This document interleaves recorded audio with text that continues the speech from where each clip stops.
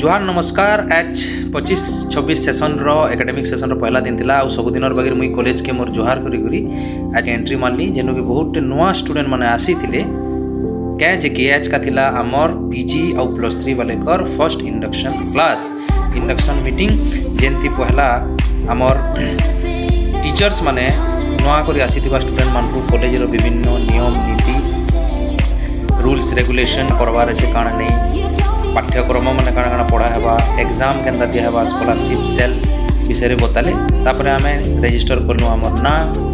तापरे अलगा सर माने हमको एनसीसी और एनएसएस विषय रे अवगत कराले जेनटा कि कॉलेज रो गोटे हिस्सा है।